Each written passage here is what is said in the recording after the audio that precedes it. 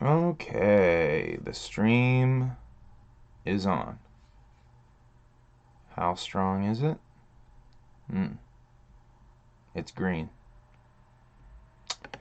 That's a good sign.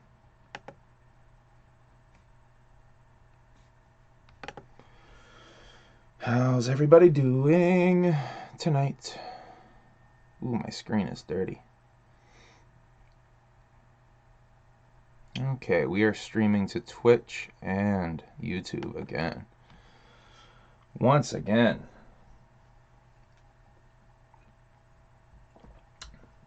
I should probably pop the link over on Facebook or something. Let me put that link, boy. Ooh. Don't you hate when YouTube does that weird thing where it doesn't want to come out of landscape mode? I hate that. Don't you hate that? Okay. Where be thou, channel of mine? There's my channel.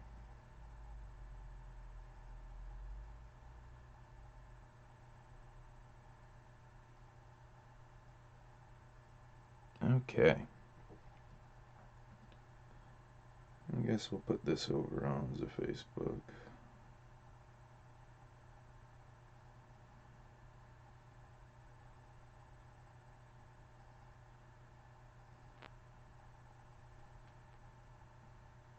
Let's see how that works.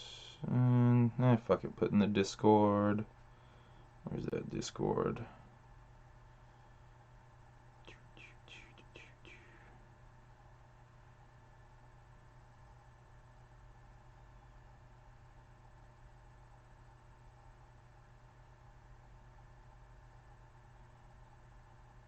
Oh, shout out to Little Taffy with the Angie Kaufman.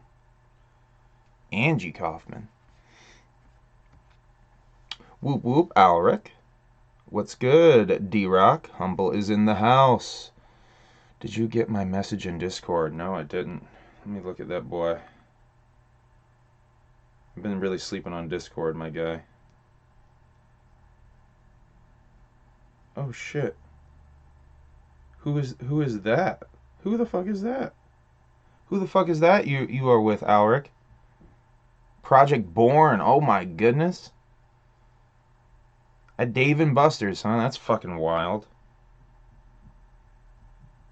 Yeah, that's what's up. Honestly, I wouldn't have fucking recognized them. I don't know Project Born like that. That's fucking dope as shit, though. Uh, yeah, shouts out to fucking Alric just running into fucking Project Born at Dave and Buster's. That's wild. All right, we got a bunch of shit to talk about. A bunch of shit. We're gonna talk about Violent J's Rehab story. I'm gonna read that article actually and comment on a couple of things in there that I picked up on. Um, Pardon me for the clickbaity title I used this week. I didn't mean for it to be too clickbaity, but did I? Ooh. You clicked though, didn't you? So, first of all, let's talk about the shows I did on Friday and Saturday, and I have something cool I want to show you I got from the show I did Friday, which we'll start there first. So I did a show at a place called the Howlin' Mouse in Rutland, Vermont, which is a little record store. That's I had heard that they were doing shows there, but you know it's a record store, so I was like, honestly not thinking much of what the sound system was going to be like. I thought it might be just like a small PA because you hear record store, you think maybe small PA. So I was kind of like, all right, it's a show in a record store, not thinking much of it. Went up in there though, it's got a stage and it had a legit ass sound system. I was really impressed. Um, so that was exciting. What we got here? What we got here? I thought you. Yes, Ulrich sent me the picture on the Discord Messenger. Uh, that's what's up, man. See, I wouldn't even recognize them, man. I don't even know them like that. That's fucking dope. That's so dope, though, that you fucking ran into them. Honestly, to be honest with you, kind of sleep on Project Born. That's my bad. I understand that Born Dead 3 is fucking dope and like on some of that wicked shit. I think there's some Ouija's on that boy, and I think a couple of other features are on that boy. But anyway, so I was up in the Howlin' Mouse, and let's see who performed with me at the Howlin' Mouse. First of all, I opened the show, and not very many fans came out. I did have the homie Chaotic Neutral, shout out to Chaotic Neutral, came out to peep my shit. But other than that, there was really not many fans, any fans. It was the performers and the promoter and his girl and the record store owner and his girl and the sound engineer. Elijah. Shouts out to fucking Elijah. But I think that, there was an older fella that showed up at some point who was into my shit as well. I think he was just into the fact that there was some music going on. That guy was vibing the whole time. Shouts out to that guy. I didn't catch his name, but he came up to me and gave me props at the end of the show as well. And then there was another fella who kind of showed up and seemed to be really into Mr. Burns. Really into Mr. Burns' set. Was giving Mr. Burns a lot of love. I think he showed up during Mr. Burns' set. So he was like really into Mr. Burns. He said he heard, I overheard him say he heard the shit down the street. I overheard him overhearing something. Anyway. Oh wait, what we got here? He was wearing a jacket and his back to me. So when I asked him, I turned around and said it was him, and he was wearing them. Damn, you even kind of recognized him with the fucking mask on, dude? Mega props to Ulrich, man. He recognized, Ulrich just said in the chat that he recognized dude from Project Born with the mask on even. So that's mega impressive. Because I wouldn't even fucking recognize dude, probably. All respect to Project Born. I actually really like, the shit they did with ICP there on the first EP. Okay, so Howlin' Mouse. So not a big turnout, but I don't give a shit. It was a good chance to play on a good sound system, so I was just excited to get through my set on a nice ass sound system like that, and perform to some of my fellow hip hop brothers and sisters. So there's me. I did my set, and I did some Wonderland songs and some Halloween Tape 4 songs. Went over about as well as you would expect performing to other artists, and I'm the first act who's a fucking weirdo horrorcore artist performing to a bunch of hip hop purists. But it is what it is. They get, they clap respectfully in a room of 7 to 10 people, including all of the artists. So that it is what it is. I performed my set. Did my ting. I had a lot of fun with that sound system. That sound system was tight as fuck. Shouts out to Howlin' Mouse. But when I was in there, I spotted with my little eye, something caught my little eye, a record. Now, if you guys know your ICP history, like I know my ICP history, you might know that the EP Terror Wheel is actually stolen. The cover image is stolen from this Moby single. Now, I saw this Moby single sitting in the fucking electronica / hip hop rack, right? And I'm like, that's that fucking single. And so on the back, you got, you guys recognize that shit, I'm sure. So Jay was just in Mikey Clark's studio, saw that shit, and was like, let's use that shit as the covers. From what I understand, the story behind that. So, had to cop that. Shouts out to Howlin' Moose. They hooked me up, they gave me a good deal on that. Basically, we ended up kind of trading. I gave him a shirt. He gave me a Frank Zappa CD for my dad, and that piece of vinyl. Long story short, that's how it happened. But thanks to the Howlin' Mouse for having us out. The other artists that performed were, there's this group, Coyote Reverie. That's the homies Stresselby, and I believe her name was Meadow. They kind of do a hip hop. I kind of feel like they sound like this group Lovage, but more in the hip hop swinging aspect. I mean, she's singing still on the hooks, but it's a very chill, very natural instrument vibe to it, if you will. Lots of strings, lots of flutes and stuff like that. Very earthy vibes to their music. Dug their set. They kind of bounced out early, which I was kind of raising my eyebrow at a little bit. I think Meadow even caught me raising my eyebrow. But yeah, I don't know what was up with that. They bounced out mad early, and the show wasn't going that late anyway. So is what it is, though. I can understand there's like no fans there other than, a couple of people who, one showed up for me and one, showed up for who knows what reason. Um, so after that, we had Flex 45 came up on the stage and did his shit. I had a lot of newer songs that I hadn't heard. He did a really interesting song. I should have asked him the name of the song. He had a really interesting song with a fucking strange ass beat that he was flowing on that I was really into. Fuck, I should have asked him what that song was. But shouts out to Flex 45, another Vermont hip hop homie. Shouts out to David Fair too for throwing these shows that I'm talking about right now. He's the one that got me on these shows, the one that booked these shows. And let's see. After that, we have Mr. Burns up in the place. I'm not skipping anyone, am I? No, I don't think I am. We have Mr. Burns up in the place, another Vermont hip hop fucking legend at this point, man. Mr. Burns, part of the Linguistic Civilians crew out of Vermont. Shouts out to DJ Mike Fulton, who we'll be talking about with the Babes Bar show here in a little bit. But yeah, Mr. Burns did his thing. It's the second time I think I've seen Mr. Burns live. He had a song that I was asking him about that sampled a kids show theme that's still bugging me. One of those times when you hear a sample where it's like, fuck, I know what that sample is, but I just can't figure out what that sample is. So I asked him after the show what that sample is, and he was like, shit, dude, I made that beat in like 2009. And I'm like, it's a kids show theme, right? Like, it's a kids show theme, something from PBS maybe. And he's like, oh shit, I think you're right. I found that on a record that was a bunch of kids show themes. I gotta ask him about that again. He said he was gonna look into that and find that out because it's still kind of bugging me because it was one of those samples that I just know it, but I don't know it. Anyway, so yeah, that was the and Conflict. Conflict had closed out the show. That was he headlined the show, if you will. Shouts out to Conflict, fucking legend, another legendary goddamn Vermont hip hop MC.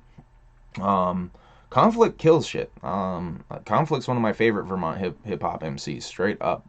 At this point, like, he's impressed me every time I've seen him live. He's really gone off.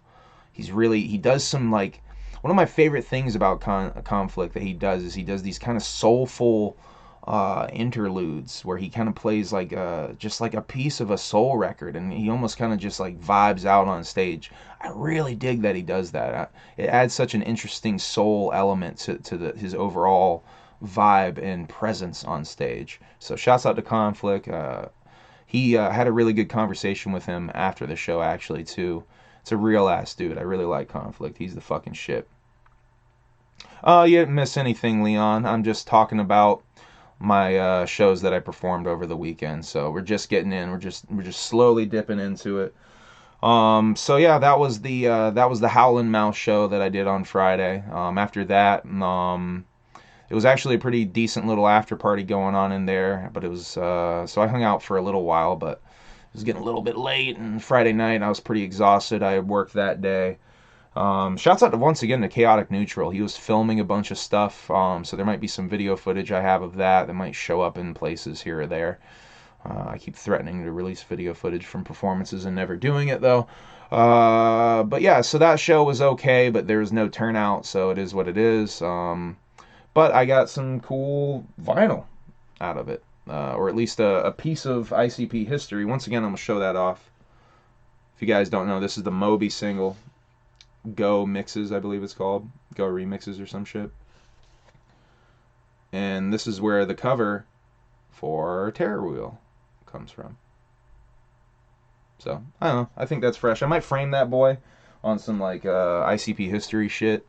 At this point, I'm collecting weird ICP sampled shit, and like I'm looking for those like even crazier relics on vinyl. Like if you guys go back on one of my streams, I showed off my Brimfield flea market haul where I got the Gong record. And ICP apparently sampled the fuck out of Gong. according to some of those Patreon streams where they talk about the behind the scenes and making of the music, whatever the fuck those were called. Anyway, so that was the first show from Friday. The second show was at Babes Bar on Saturday. So Babes Bar, you know, that's in Bethel, Vermont. I've played Babes a few times now, done a couple of ciphers at Babes now. Very comfortable at Babes. Babes is a fucking chill ass bar. Small town Vermont vibes, kind of a little bit hippie redneck vibes in there, but still like we do hip hop shows up in that bitch. And yeah, the place gets fucking live for a little hippie bar, with, you know, just just a fucking hip hop show on the fucking floor in the bar. You know what I mean? So that was a lot of fun. Good turnout for that one. They were into my shit. I actually played all the extra songs that I brought on my hard drive and shit. I was gonna maybe cut my set early that night for whatever reason. I don't know why, but then apparently they were kind of stretching for time anyway, and they were digging my shit. So I did all my songs. I closed with the Carnival. Really was repping the Jug shit. Um, uh, Fucking hard. The album is it's a Moby Go remixes. I don't know if I answered that question. I think I just answered that question, Leon. It's a Moby Go, yeah, Go remixes. It's a single actually. Side one, Woodtick radio edit. Side two, Rainforest mix, subliminal mix. Yeah. So shouts out to Moby. Really pissed off about not being in that wood burning in Woodstock '99 documentary.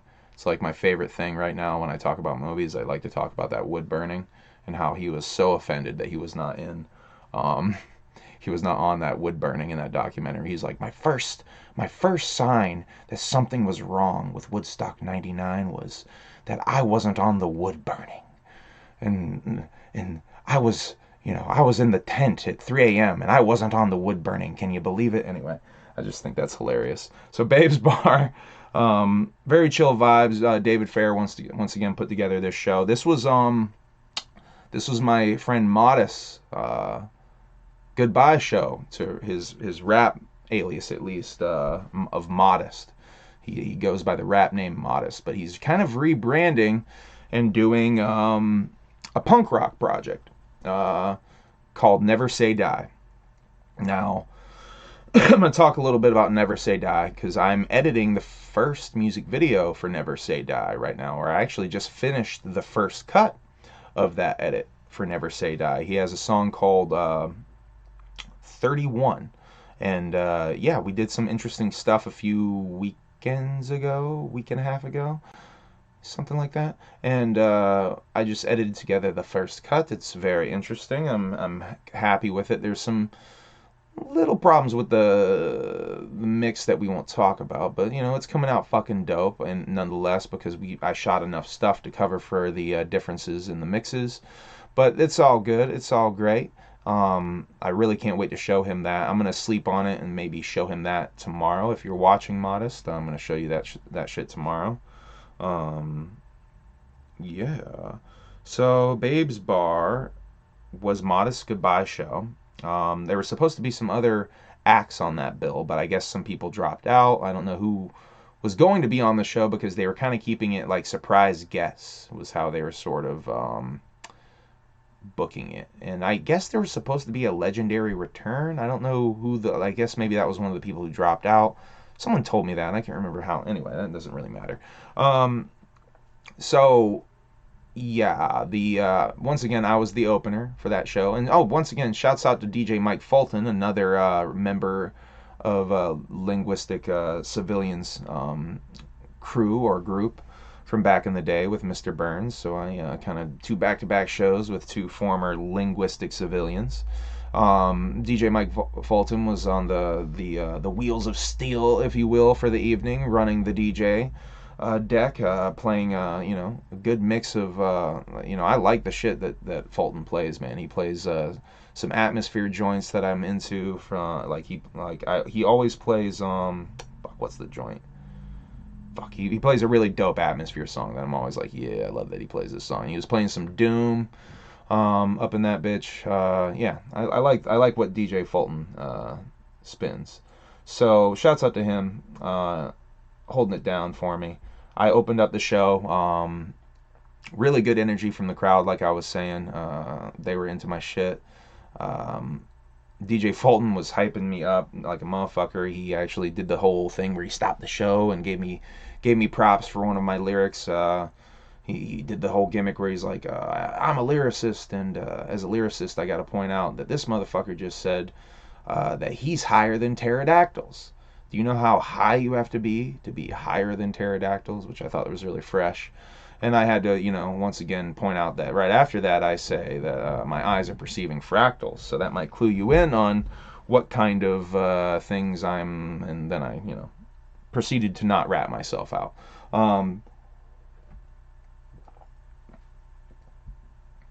So, yeah, we're gonna talk more about Babes Bar, I guess. I got a lot of shit to talk about, and we're already like 20 minutes in, so this might be a long stream. I hope you guys are into it. Um, so I opened up that bitch, closed up my shit. People were into it. I was into it. Got some love from the people in the audience. Smoked a blunt with an older fella outside. Uh, Came back in, and Rob Secure, I think, showed up while I was smoking the blunt, still outside. Shouts out to Rob Secure. Rob Secure is another Vermont hip hop MC, younger fella, who has a really interesting flow and content. His lyrics, I really liked listening to his lyrics when he was performing.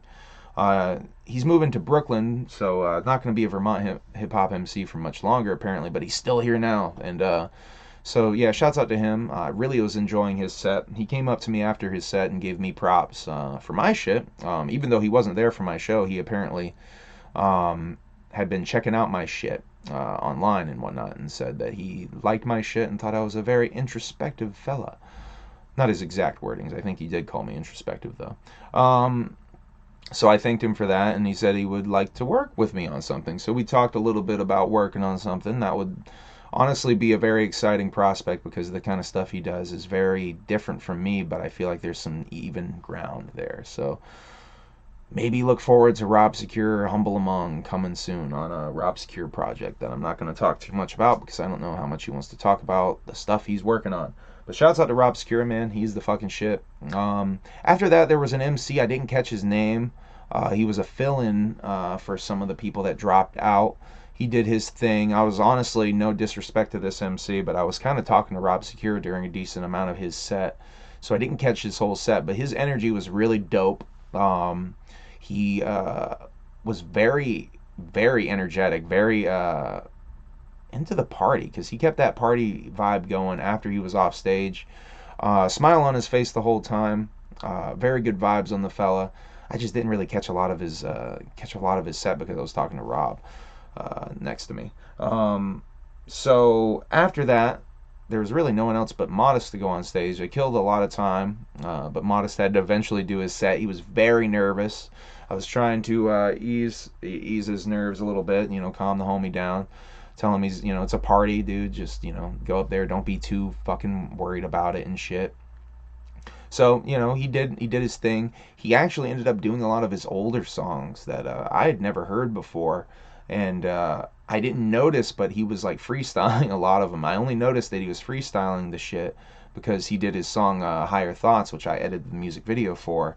And at some point I realized, wait, these ain't the lyrics. These ain't the fucking lyrics. So he was freestyling some of his shit because his nerves got to him and he was spacing some of his lyrics. But homie killed the shit, even freestyling his lyrics. He really covered for himself and fucking did a great job. Shouts out to Modest, man. I think it's really dope what Modest is doing, because he's taking his rap career and like he's not really, the way he's just not really feeling it anymore, and he's following his passion, which is like punk rock, and specifically like more pop punk shit.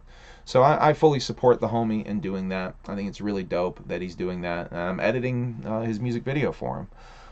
So shouts out to Modest, aka Never Say Die, or Chris. Should I just call you Chris? So yeah, those were the shows I did over the weekend. Hung out at Babe's Bar for a little bit longer. Talked some more with Rob Secure, but then I had to get out of there because I was getting tired. Old man Eric getting tired. Okay, so we're gonna talk about other things I have in my notes now, not just Humble Among stuff. By the way, go stream my music. Halloween Tape 4, Return of Kandy Offman on all streaming services. I have CDs, all that good jazz. Wonderland is still, out everywhere. I have CDs for that. Check out my other Halloween projects too. In the spooky season. Oh, fuck. And I dropped a music video for Strictly Wicked on Saturday. So go check that shit out. Before I went to go perform, I edited the music video that I shot the other week, sort of on a whim, after shooting the Modest video, the Never Say Die video. So yeah, go check out the music video for Strictly Wicked on my channel. Hit the like button for that. Hit the like button for this video if you haven't done that. Subscribe if you haven't done that. So we're gonna talk about this weird shit with Twisted allegedly throwing people out of a Twisted show, which, from what I can tell, didn't happen. But Beneath the Dirt initially reported that perhaps someone someone was chanting ICP. That definitely happened. Someone was chanting ICP at a Twisted show, and I don't know where it came from initially that they got thrown out, but that was the word going around, I guess. And Beneath the Dirt sort of made a post about that, which is how I saw it. And I was asking where it came from, and I guess Dustin, there's Twisted security there, tweeted back to him that, or commented back to him that shit did not happen. They didn't kick anybody out. But there is video footage of the chanting dude getting called out on stage by Paul and Jamie. They're sort of talking about it on stage. Shouts out to the homie on Facebook who shared that video with me. Yeah, so it didn't look like anyone got kicked out, but at the end of that video, Monoxide Paul is definitely like a little upset and says something about like, I'll see you after the show or some shit. So you can find it on YouTube. It's I forget the title of the video. I wish I had it for you. I don't have it for you. I'm a bad YouTuber. Bad YouTuber. But you can find that shit. It's like Twisted kicks Juggalo out for chanting ICP or something like that. You'll find it. So yeah, that shit didn't happen as far as I can tell. The Juggalo who chanted ICP, if you're out there, holla. I don't know. If you want to talk about it, that'd be dope. I'd talk to that motherfucker. Not on some like malicious shit to Twisted. I'm honestly trying to like get over my Twisted bullshit because I want the shit to heal. Honestly, I want ICP and Twisted to mend their beef and eventually the shit to get better. Honestly, but my whole thing from the start is like Twisted's got to get to that place first for that shit to happen. ICP's in the no-sell zone with this shit, as I've said. Twisted seems to want to press the issue. So let's talk real quick about the ICP movie. That is tomorrow, guys. If you guys don't know, there's an ICP movie premiering in theaters tomorrow. The United States of Insanity documentary about the battle with the FBI. Oh, shit. Mavstar in the fucking house. Whoop whoop to Mavstar in the fucking house. In the fucking chat. Vermont hip hop fucking MC legend, if you will. Shouts out to Mavstar, one of my favorite Vermont hip hop MCs actually. Hope you're doing well, homie. Thank you for tuning in. I do plan on video game streaming The Legend of Zelda that I was teasing there. So I will let you know about that, my guy Mavstar.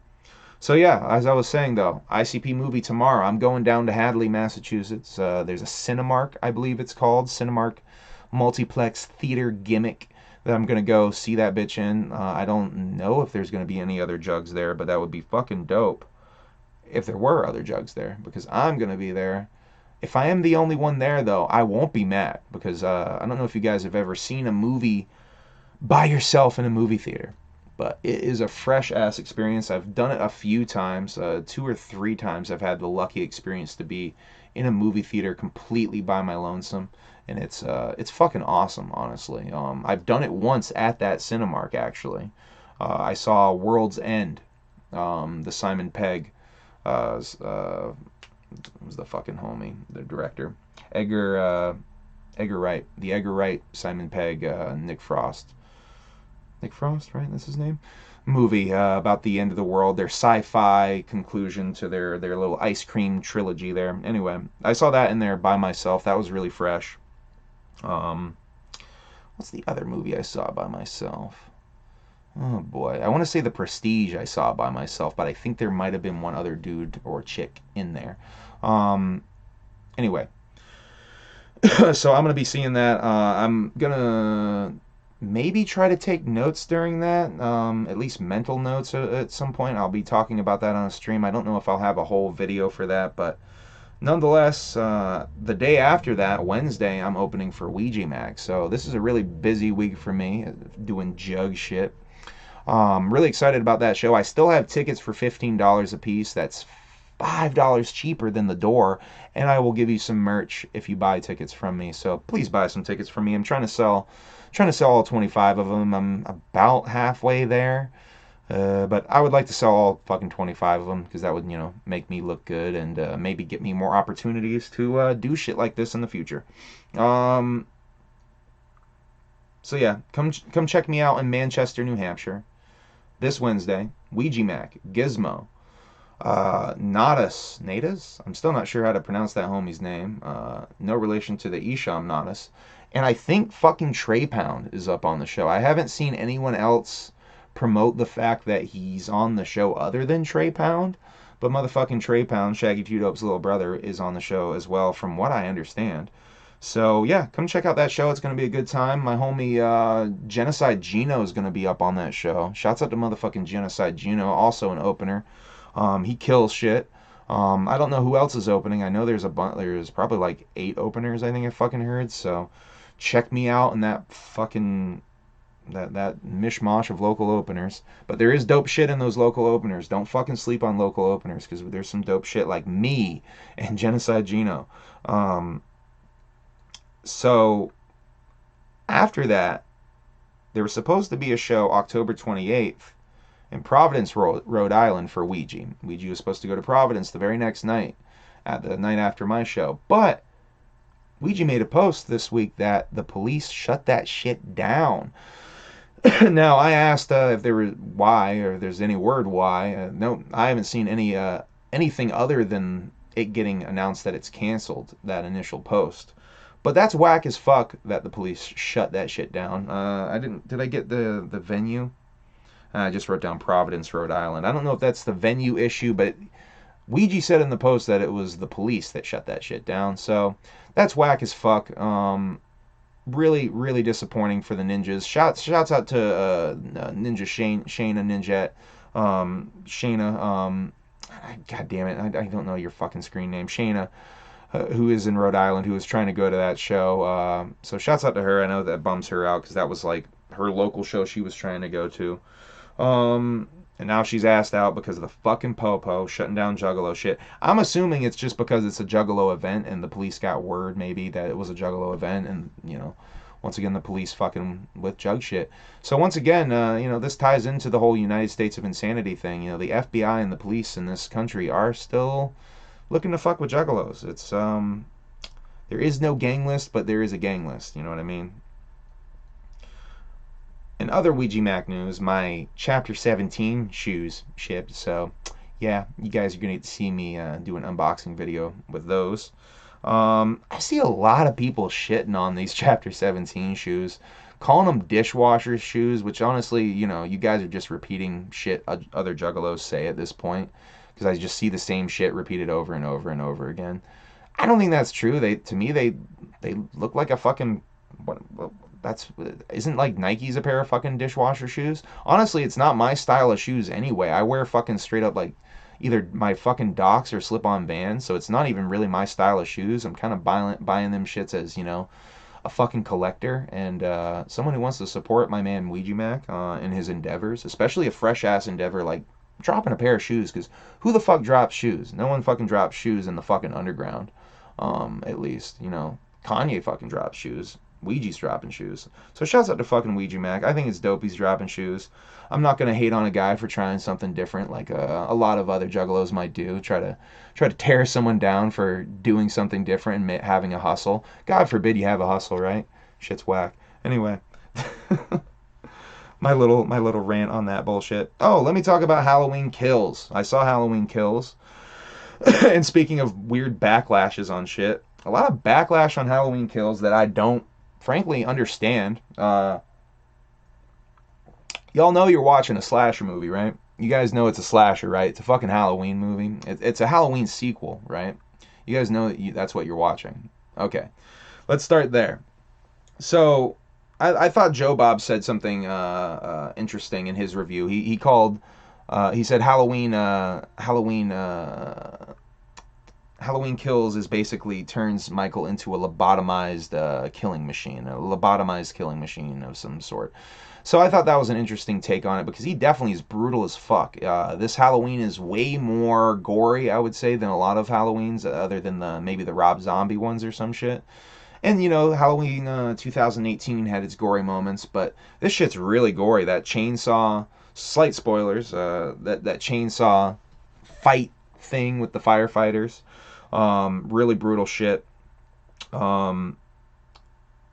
Michael isn't supernatural, according to the director, David Gordon Green, on The Last Drive-In. He was asked this question directly by Joe Bob Briggs, if Michael is supernatural, and he said no, he doesn't believe he is. He just believes he's very lucky. And this stuck in my brain. He said this on the Halloween special, the Halloween Hoedown special on Shudder, because Joe Bob had Jason Blum from Blumhouse and David Gordon Green on talking Halloween shit during his special. And that stuck with me, and I really noticed that watching this movie. There's a lot of moments where Michael's very fucking lucky. There's a moment specifically involving a door and a gun, a car door and a gun, where I'm like, this is straight up like some John Wick shit. Slight spoilers there, I guess. But, I'm not hating on it. I actually kind of dig that. I like the, let's see, my big plus for this movie. I'll just start with that. I already started, but I want to lead more with a big positive. The character work in this movie is fantastic. The victims, pretty much all of the characters, but especially some of the victims are fantastic characters. I fucking love the characters. Big John and Little John are highlights of the movie for me, and the couple that are playing with the drone are also highlights of the movie for me. And honestly, the little shitty kids, the little Halloween 3 kids who are kind of shitheads, are also highlights. Really dope shit there with those specific characters. And they're all victims. All of those people that I just mentioned, they're all victims, and they do a fantastic job of fleshing them out and kind of making you care for them, even though maybe they're not so great and they're kind of flawed in certain ways, especially the little kids being little dickheads. Also, props. Once again, I gotta give props to any horror movie that has the cojones to kill children. It's one of my favorite things in a horror movie. It sounds dark to say, but I really love a horror movie that has the balls to kill children. So shouts out to that fucking movie for killing children. Let's see, what's some of my other notes here? Michael is very lucky. It's weird as fuck that Jamie Lee Curtis is in the hospital for much of this movie, just like in Halloween 2, and that this is another Halloween sequel, another Halloween 2, if you will. I just thought that was a weird parallel, and I was just like, man, is there nothing you can do with this fucking character in a second Halloween movie other than have her fucking heal up in a hospital? That's one of my only big gripes with the movie. Not even really a gripe, I just thought it was an interesting parallel, if you will. I don't know if that's intentional or not, or if it's just to the point where with storytelling that's all you can do. The nurse with the Desert Eagle. Wow. That's vague. I'm gonna have to straight up rewatch that movie, because honestly, Wakanda, that's not even striking a fucking chord that much. I do remember something about a Desert Eagle in the movie, though. Yeah, I'm gonna have to rewatch that movie.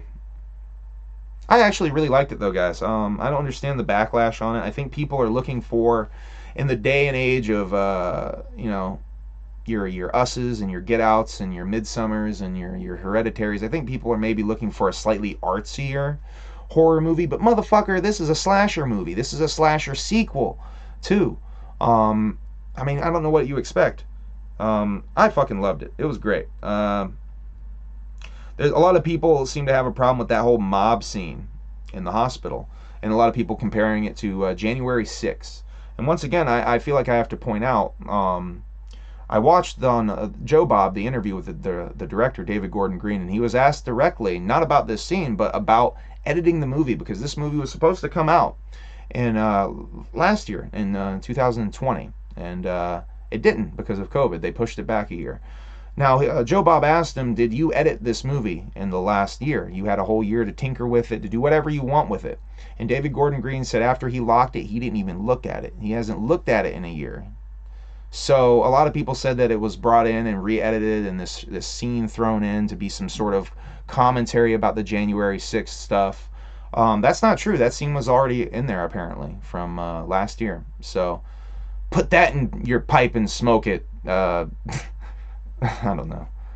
Charlie Brown is in the house at work sneaking. Ooh, don't get caught, Charlie Brown. Don't get caught. Be a ninja.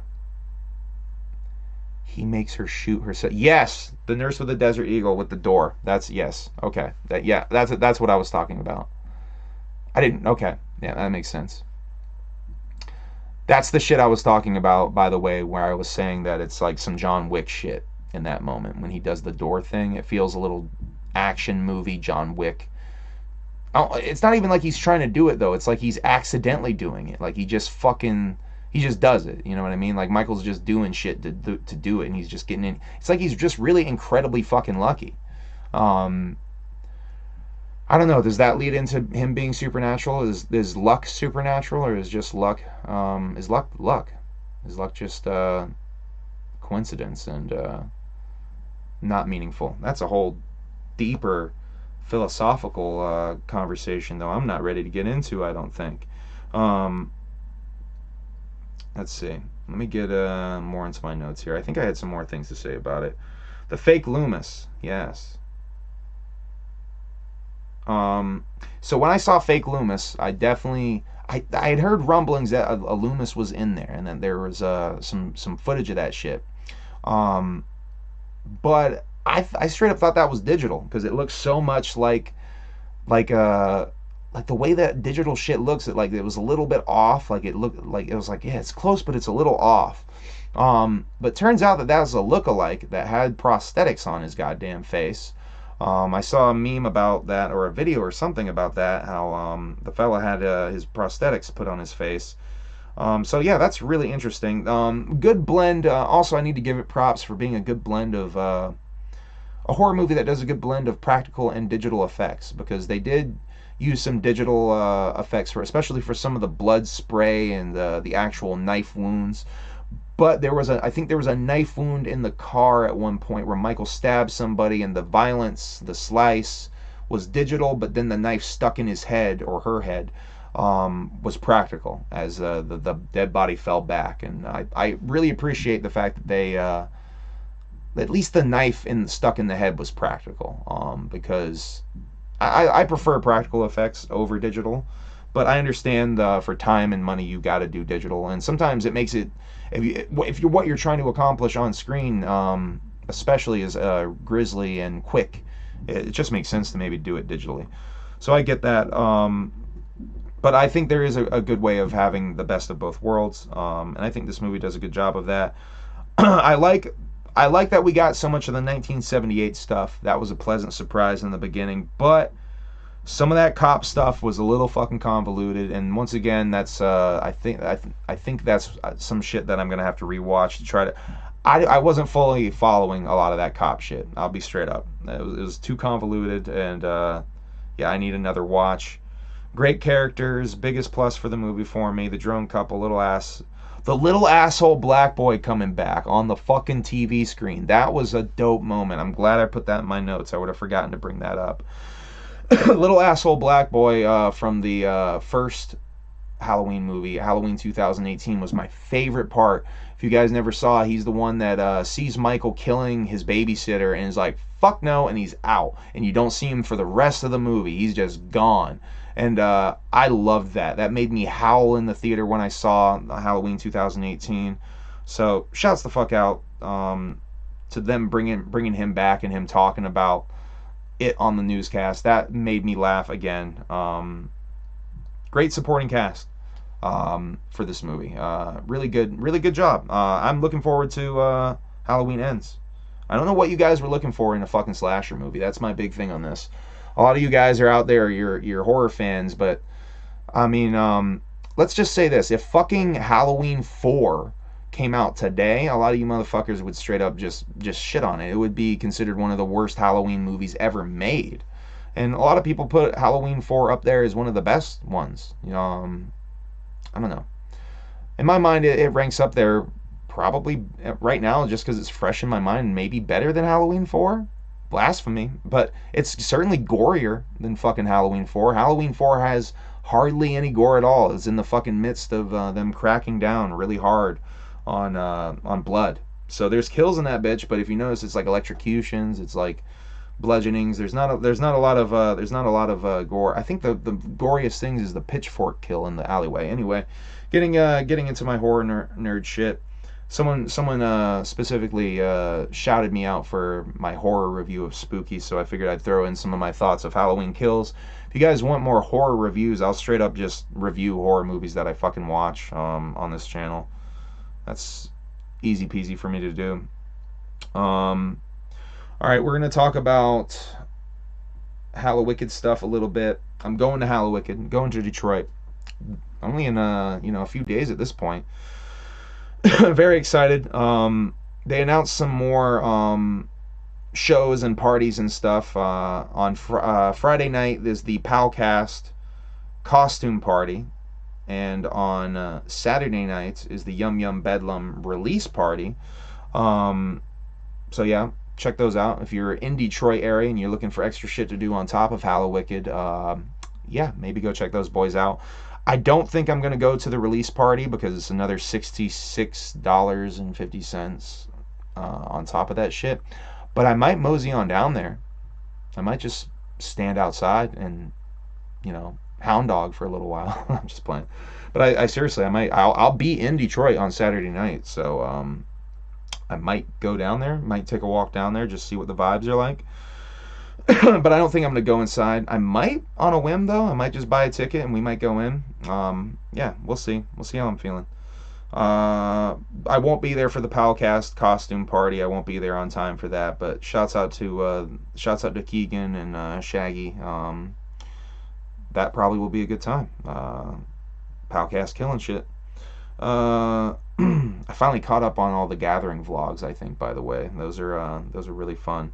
I definitely walked by the Keegan, the Pal party, the Palcast party, the pop-up party gimmick. I definitely walked by that bitch and was just like, what the fuck is going on with this shit? And just totally no-sold it and walked right by that shit. Okay. So let's talk about some of the Deadbug Says stuff, and I want to talk about Wretched a little bit.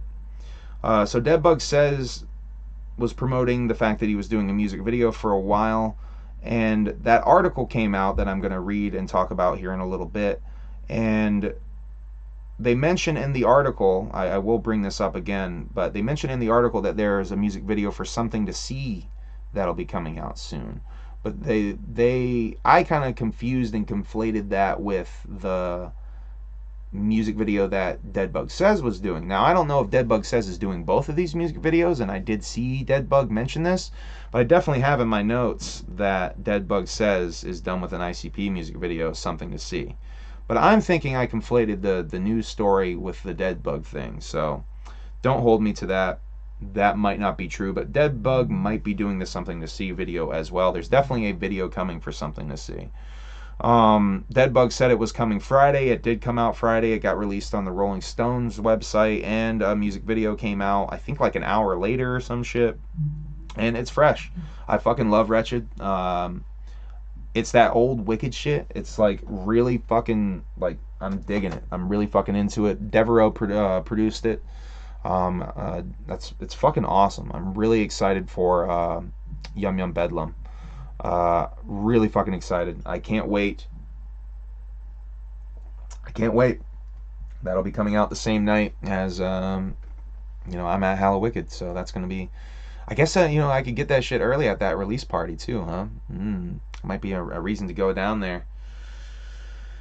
But yeah, I love Wretched. I'm really excited to see what the album is gonna be like now. Oh, and let me read you guys the track list, because they did release a track list for this motherfucking Yum Yum Bedlam. All right, so we got track 1, Intro. Track 2, Here Comes the Carnival. Track 3, Wretched. Track 4, Clown Drippin'. Track 5, Gangsta Code. Track 6, Queens. Track 7, Panic Attack. Track 8, Fuck Regret. Track 9, Insomnia. Track 10, Heart and Soul. Track 11, The Drunk and the Addict.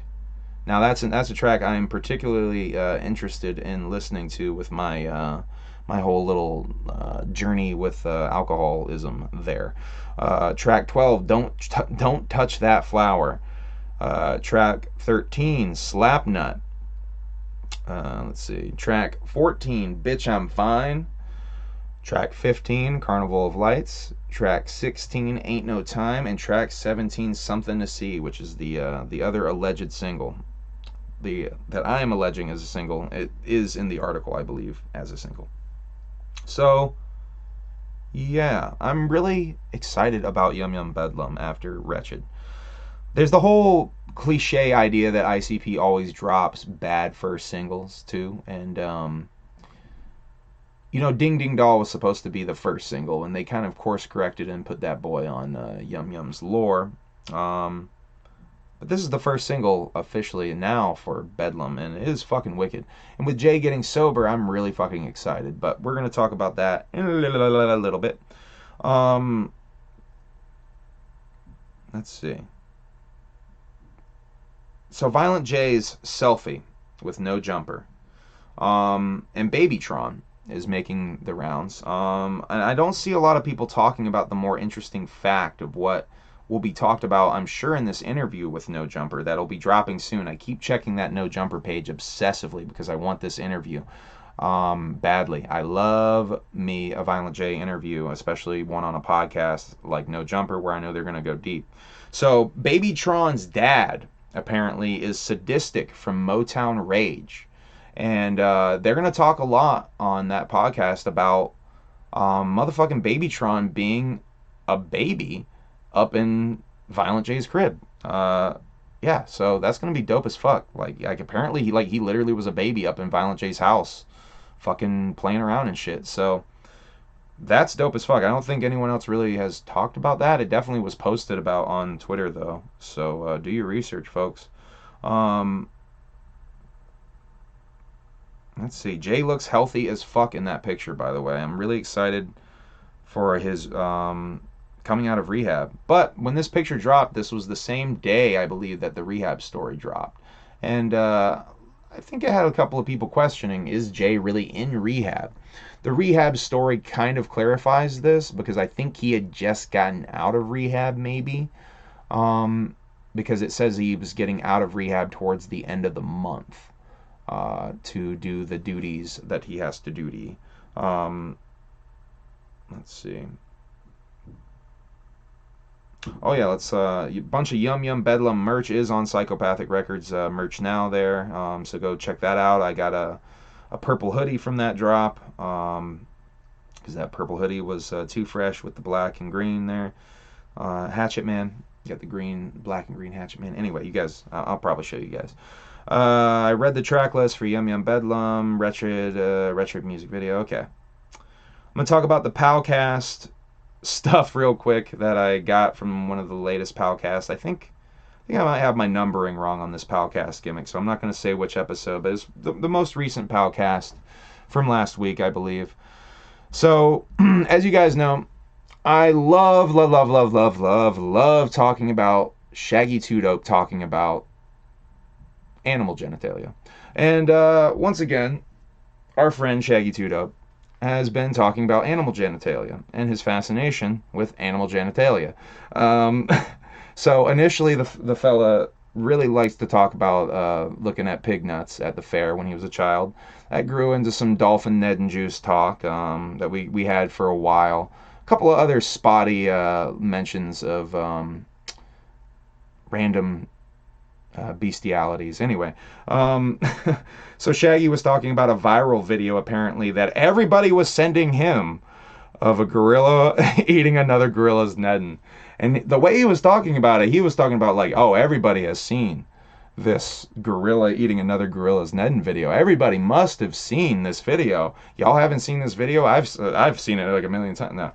But he did say that a lot of people had sent him this video, and I'm like, dog, why do you think people are sending you this video? People know you love this shit at this point.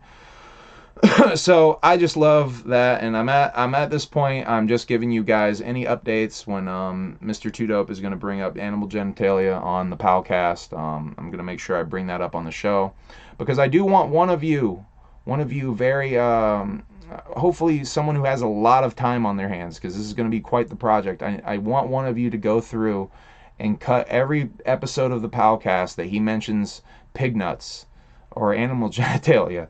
Cut that boy out and make a supercut. If one of you could do that for me, that would literally make my fucking century and I would die laughing. I definitely would do a reaction video of me fucking watching that shit and laughing at it. I want to do it myself, but I don't have the time. I might just end up doing it myself because I don't know who is obsessive enough with the fact that Mr. Two Dope is obsessed with animal genitalia other than me. But boy, it really tickles me. Also, Shaggy talked about stealing the Ringmaster mask from, I guess, borrowing it from what the fuck is it, Spirit Halloween. So, yeah, I guess they still do have the Ringmaster mask in some Spirit Halloween. So if you want to go and get your Ringmaster mask, apparently they're just handing them out to Juggalos. So just go up in there, take it, walk out. If anyone tries to fuck with you, just let it be known you're a fucking Juggalo and you're entitled to this Ringmaster mask. Someone shouted, I just wanted to bring up, this was, I think, before the J News dropped. No, this is after the J News dropped, I think. Someone shouted out Jay and getting healthy. Yeah, it must have been after. And Shaggy quickly moved on. Someone did a super chat. I thought that was interesting. Shaggy didn't even mention it at all. Didn't even big him up or say anything about it. Thought that was really interesting. Just had to bring that up. Someone asked about something to see, and Shaggy was quiet. No sold that as well. Thought that was interesting. Maybe he just doesn't want to talk about it because the shit ain't out, and they seem like they're trying really hard not to announce stuff too ahead of the curve nowadays. Especially with that goddamn Hallowicked announcement. Boy, they really announced that when they knew that they were going to do it. They really waited on that. But obviously that had something to do with Violent J's rehab stay. They didn't know what was going on with that. So without further ado, I'm going to read you guys this rehab article. And so this was in the Detroit, was it the Detroit Free Press? Detroit News? I think it was the Detroit News. A Detroit newspaper posted this online. Behind a paywall, by the way. So shouts out to the Juggalo who broke the paywall and copy and pasted this to a comment on Facebook, and I copy and pasted it to my notes, and I'm going to read this to you right now. Insane Clown Posse's Violent J on rehab, success and not having regret. Joseph Violent J. Bruce is on the phone from a Los Angeles drug rehabilitation facility where he's kicking an addiction to oxycodone. The Insane Clown Posse frontman, who has entered treatment in late September, says he's feeling clear and focused and is relieved to be taking a break from his professional routine, work, record, tour, repeat for the first time since forming ICP more than 30 years ago. So oxycodone is what Jay has been abusing or what he's being treated for. I think that's important to point out, obviously. So he's been in treatment since late September. Obviously, that means this is a 30-day treatment. They don't give a date in September, but I assume that meant he was done with his time there. Or he was in a facility that is lenient enough to let you go in and out. Because there is some, especially if you're in California. He got treatment in California. So if you're in California, there's plenty of facilities that are more lenient and will let you go in and out. But Jay looks good, man. In that picture with Babytron, he looks good. So, let's see. This is a Violent J quote now. "I haven't stepped out of my world this hard since I went to camp as a kid," says Bruce, 49, on the phone last week. "But I'm having a positive experience. I'm growing from this. This is really interesting, fascinating stuff. The break won't last long. Official duties beckon at the end of the month as ICP will perform its 28th annual Halloween concert, Hallowicked, October 31st at the Majestic Theater in Detroit. The concert doubles as a release party for the group's latest album, Yum Yum Bedlam." No, it doesn't. The release party is the night before. Or I guess it does double as the venue. It's still the same venue, but it's not the same concert, guys. Come on. Come on, reporters. Get your shit straight. Its 16th studio effort and its first since 2019's Fearless Fred Fury. On October 26th, the documentary United States of Insanity hits theaters, detailing the group's years-long battle with the FBI. Once again, going to see that tomorrow. The fury of activity comes following Bruce's summer announcement that ICP is taking a step back from touring. The notorious Fago-throwing, face-painted rap duo, oh, don't you love that, known at one time as the world's worst band, now enjoying a revival as an internet-friendly meme machine, which, you know, that's the TikTok stuff, I guess, that they're referencing. Which, by the way, I don't hate. I don't hate the TikTok thing. I've talked about it. That's good for ICP. That's promotion for ICP. That's money for ICP. Don't hate on the TikTok shit. That's good for them. Plans to do one more tour scheduled for 2022 and then reduce its live performances to one concert a month. That plan was enacted after Bruce was diagnosed with I'm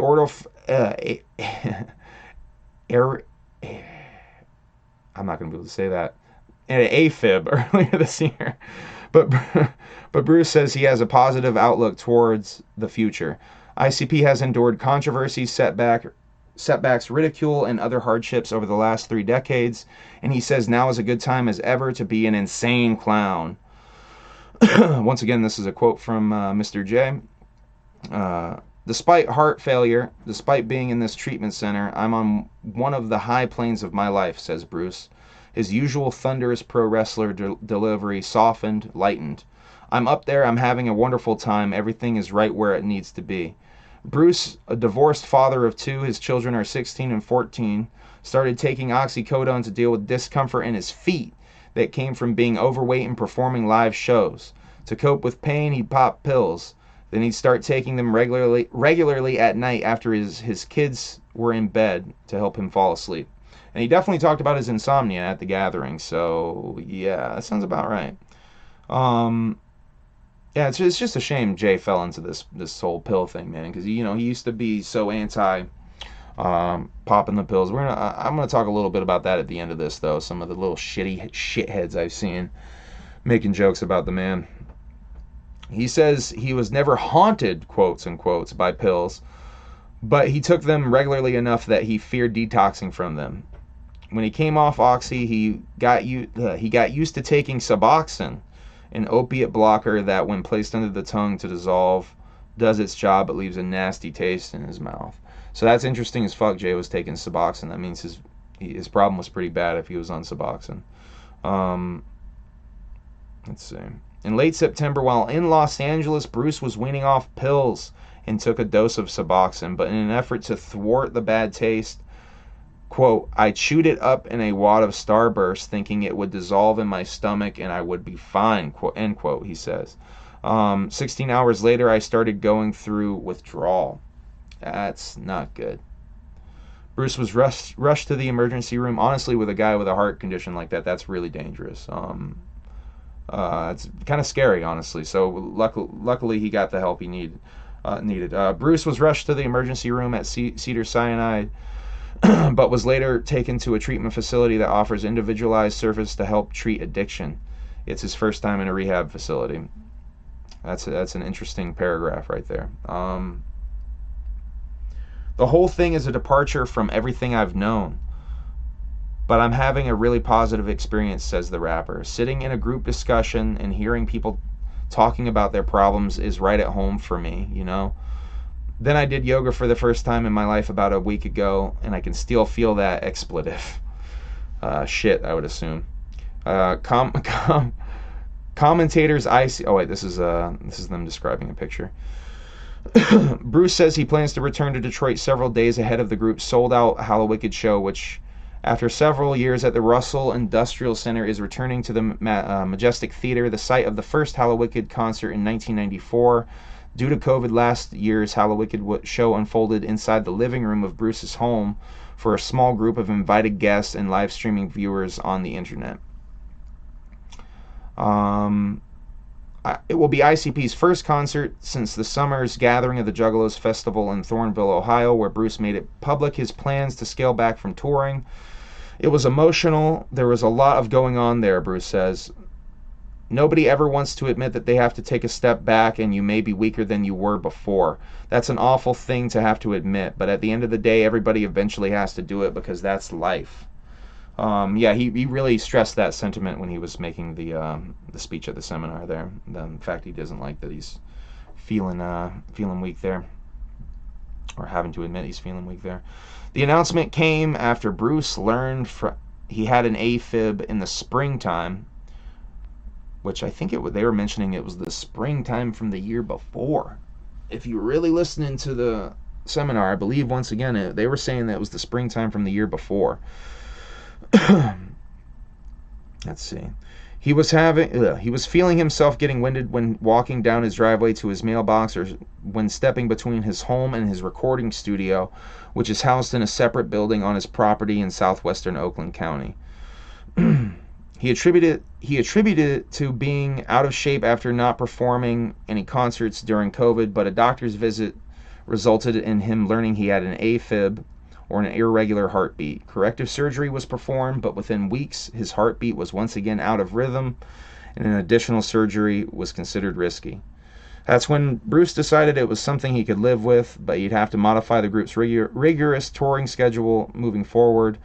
The biggies on ICP's annual calendar: Juggalo Weekend in February, the Gathering of the Juggalos in summertime, Hallowicked in October, and Big Balla's Xmas Party in December, will not be affected, but the days of 5 or 6 live shows a week and travel in between are over.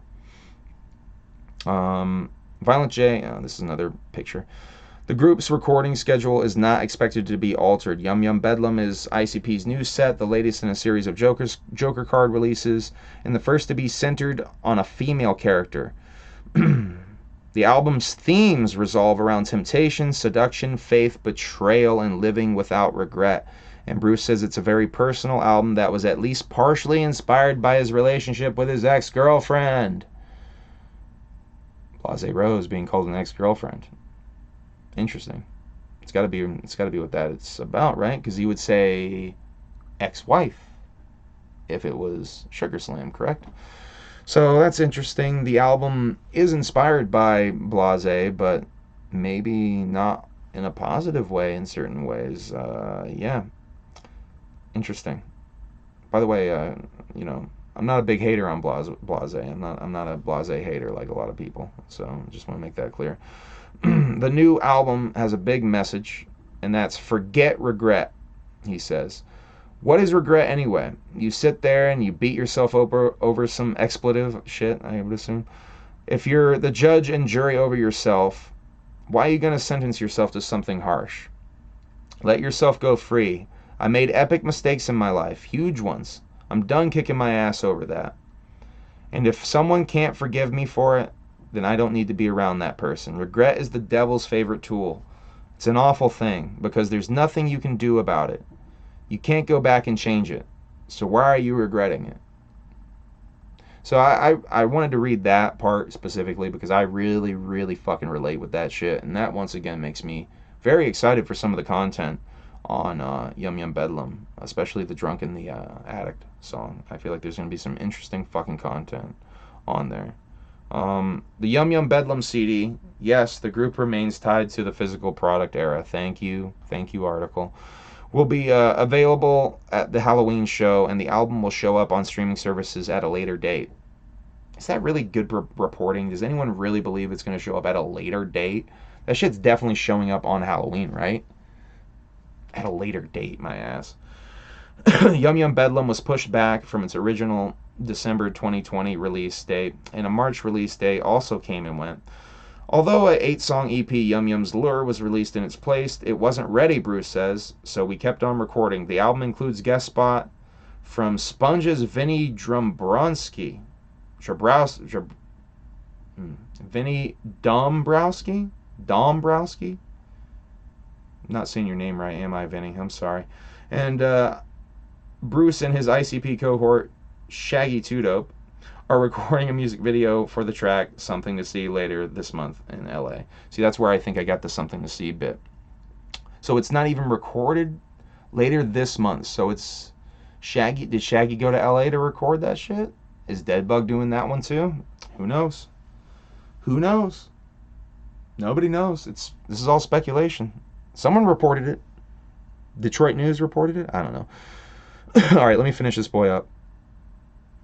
All right, so this is some stuff about United States of Insanity. After premiering at Austin, Texas's Fantastic Fest last month, the ICP documentary United States of Insanity is slated to play in theaters one night only, October 26. It centers on the group's fight with the FBI, which in 2011 classified the group's fans, known as Juggalos, as a gang. ICP sued the FBI, lost several cases in court, and wound up staging a march on Washington in 2017. Bruce has mixed feelings about the documentary. I hope it does really well. I'm just so over the whole FBI thing, he says.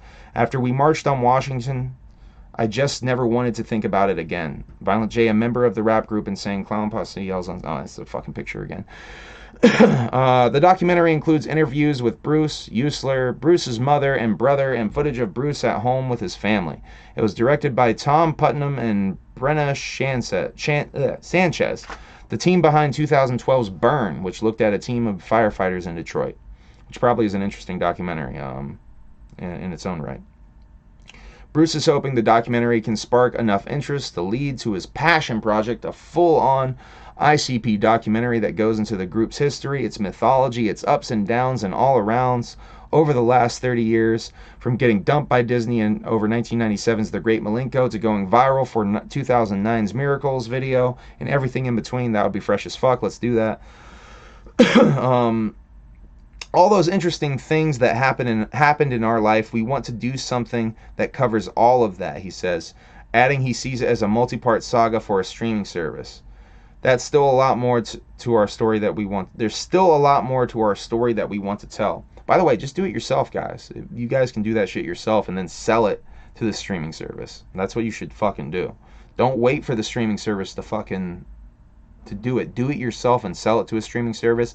If a streaming service don't buy it, put the shit out. Juggalos will buy it. You can put it out as the individual episodes on iTunes, no? You can just release that shit, no?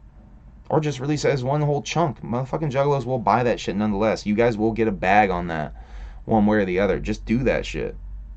It shouldn't be that expensive to have to do documentary stuff and sit down, because a lot of it will just be interviewing you guys. You guys can totally do that shit on your own. Don't wait for fucking Netflix. You guys, it's Psychopathic fucking Records. You guys have done shit on your own your whole fucking career. Don't wait for fucking Netflix to do it for you. You guys can do this shit on your own. That's just my 2 cents on this shit. Let's see. And that story is still playing out, which surprises even Bruce. The group kept busy during COVID by staging events for its Patreon page, amassing about 2,500 paid subscribers. Not huge, but it's still mad lucrative, Bruce says. Episodes have ranged from talk show style discussions to live performances to a pro wrestling event inside Bruce's home that left his kitchen in disarray. ICP is even enjoying TikTok success. The group's 2009 track, Chop Chop Slide, is currently a top 10 hit on the video sharing social media service, and Bruce has an upbeat and optimistic attitude towards today's youth. I'm so proud of today's generation, period, he says, congratulating Gen Z for its tolerance of gay people and its dismissal of bullies. I feel so safe when I think about the future.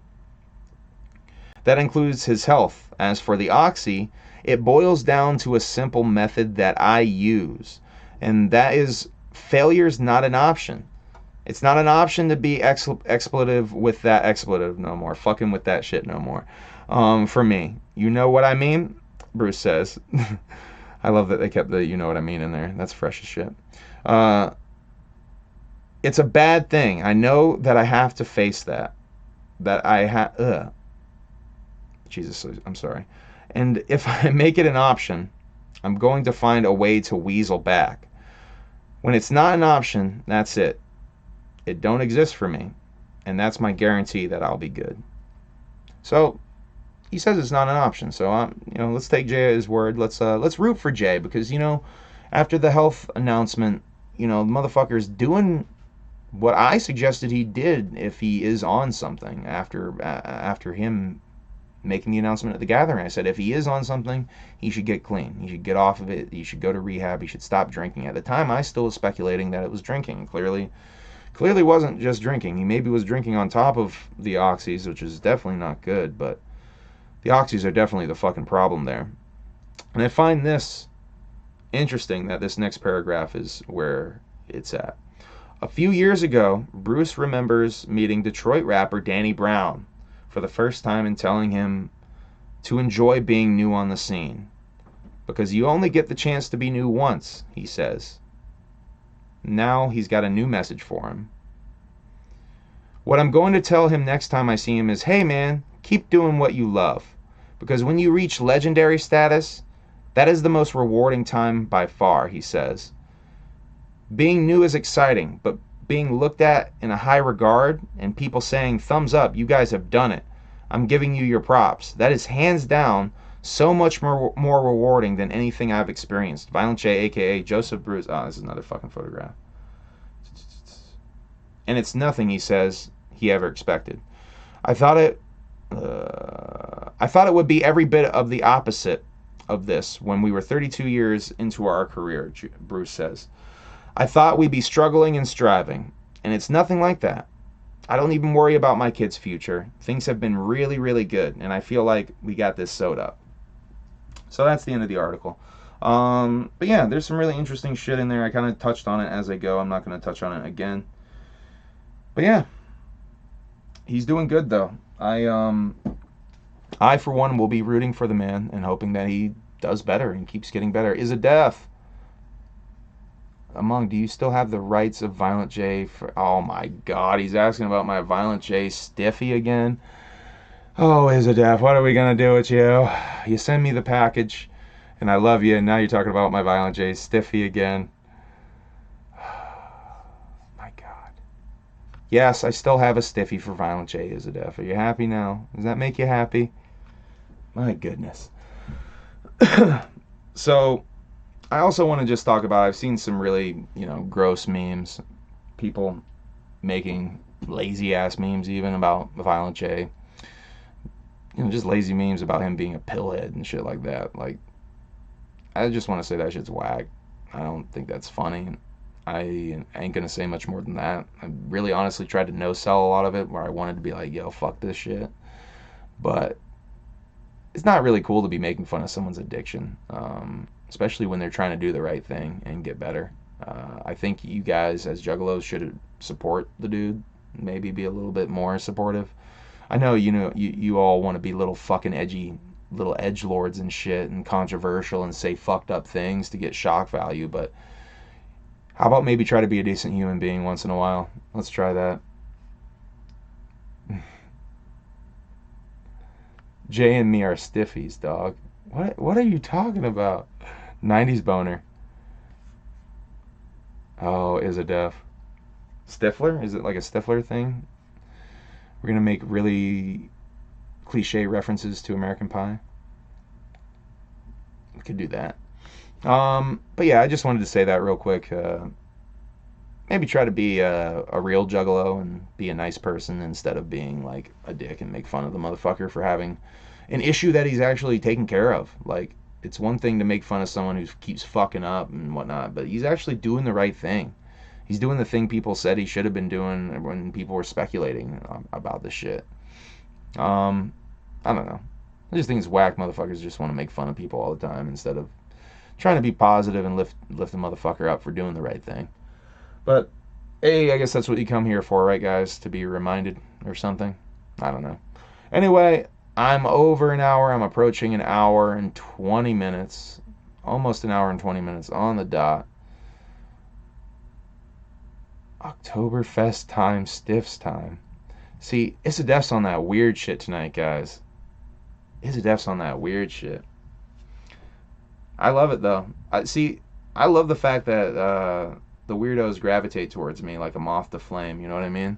Like I feel like it's a good thing that you guys relate with me in a way.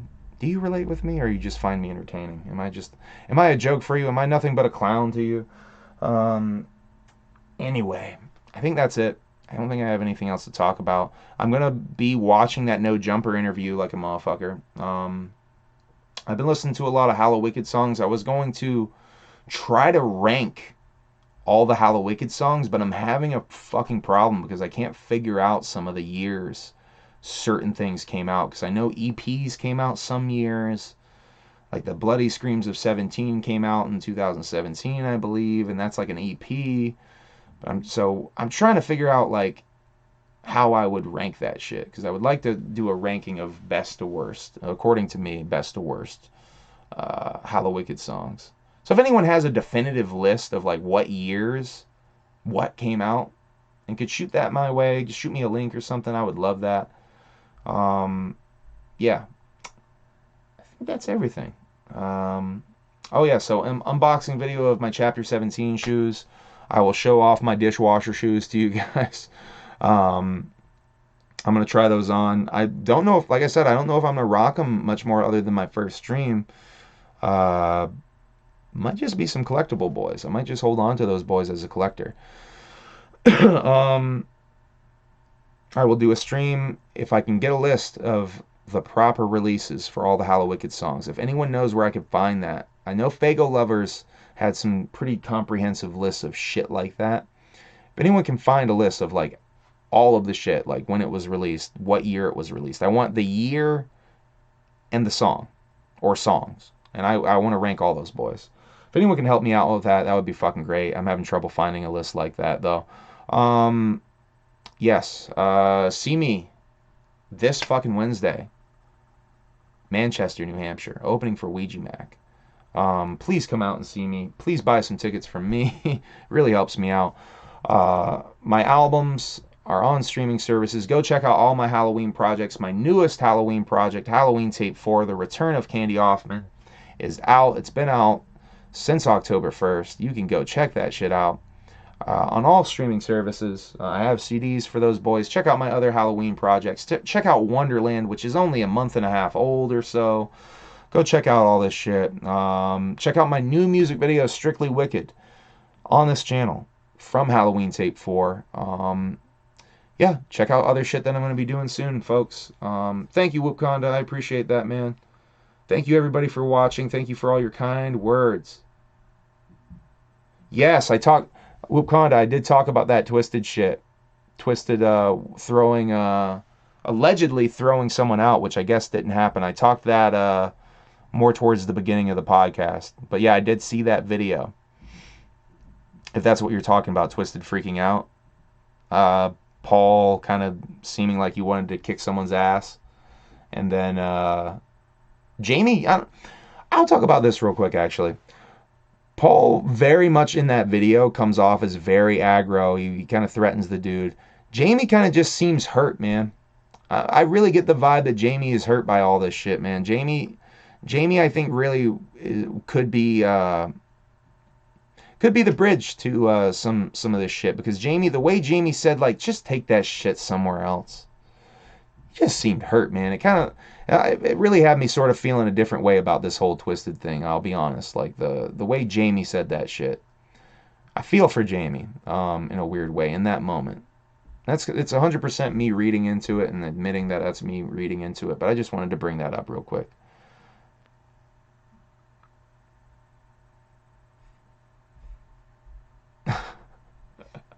Are you telling me to get off, Whoopconda? I think Whoopconda is telling me to get off. All right, Whoopconda, I'll get off just for you. I'm just playing. I love you guys. Whoop whoop. Have a good evening. Wednesday, Ouija Mac. I definitely will be back to talk about that shit, because I'm sure that's going to be a fucking epic show. A lot of shit's going to go down. Yeah, very exciting week. A lot of shit going down. Oh yeah, and the fucking movie. I'm seeing the movie tomorrow. I'm going to have to do a massive stream. I'm going to have to do one more stream before I go to Detroit for you guys. I got to do one more stream. So yeah, let's maybe do a Hallowicked pre-stream. Let's plan on a Hallowicked pre-stream, and I'll talk about all this shit that I do in between now and heading to Detroit. All right, everybody. Whoop, whoop. Have a good fucking night. Thank you for watching. I love you all. I don't know what I'm gonna do right now. Might actually try to relax. Can you fucking believe it? I love you. Whoop whoop. Bye bye. I'm really going this time. I'm really gonna stop. I'm really gonna stop. I'm really gonna stop. All right. Really.